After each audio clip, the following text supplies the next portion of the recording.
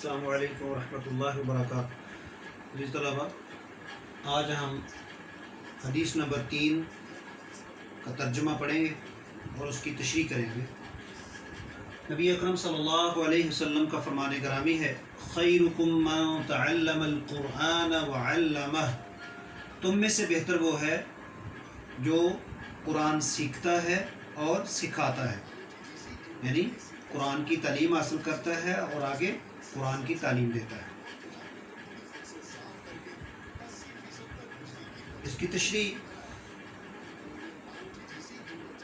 قرآن اللہ تعالیٰ کی مقدس کتاب ہے، کلام الہی ہے، جس کا موضوع ٹاپک انسان ہے۔ یہ کتاب محض صرف اور صرف نماز، روزے، حج اور زکوٰۃ،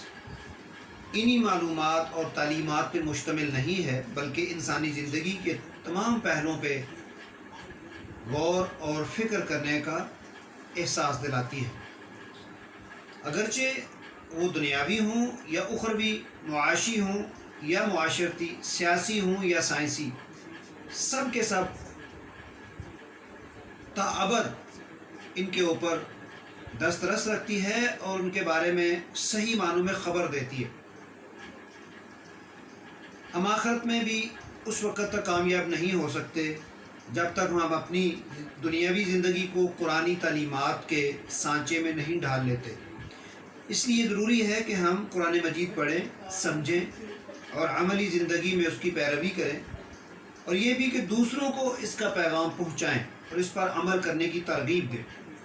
یہ اتنا عظیم عمل ہے۔ نبی اکرم صلی اللہ علیہ وآلہ وسلم کا یہ اس فرمان کا پہلا حصہ، خیرکم من تعلم القرآن،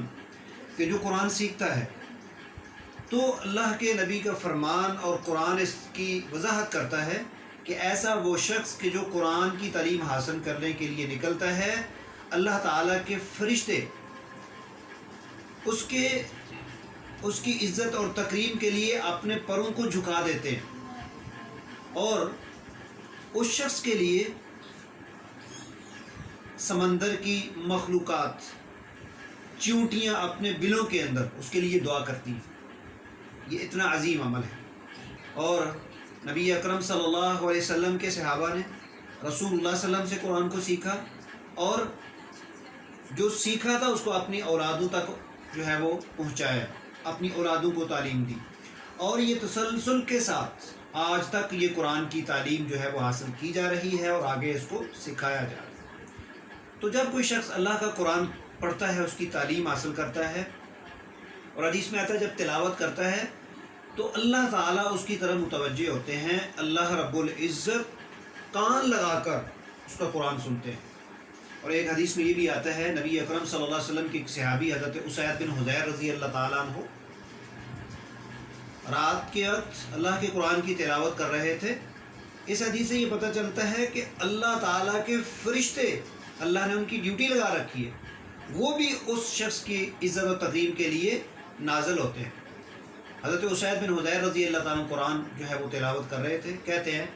کہ میں جب تلاوت کر رہا تھا اور میرے گھر میں میرے قریب ایک جو ہے وہ میں نے گھوڑا جو ہے وہ پال رکھا تھا، اور کیا دیکھتا ہوں، میں قرآن پڑھتا ہوں تو وہ گھوڑا جو ہے وہ بدکتا ہے،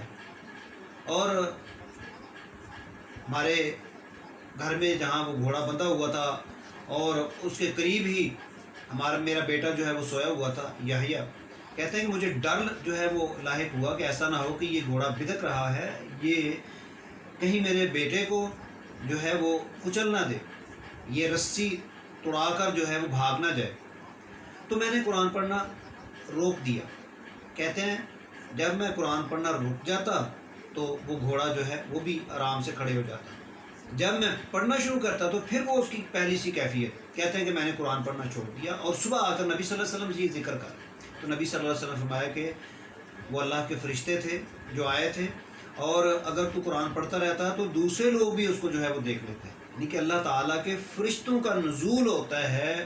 ایسے شخص کے لیے جو اللہ کا قرآن پڑھتا ہے۔ یہ بڑا عظیم عمل ہے۔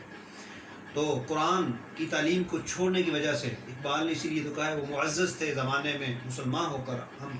ذلیل و خوار ہوئے تارک قرآن ہو کر، آج مسلمانوں کی بے بسی کا عالم کس وجہ سے ہے؟ یہی وجہ ہے کہ قرآنی تعلیمات کو چھوڑا ہوا ہے۔ قرآن کے احکام،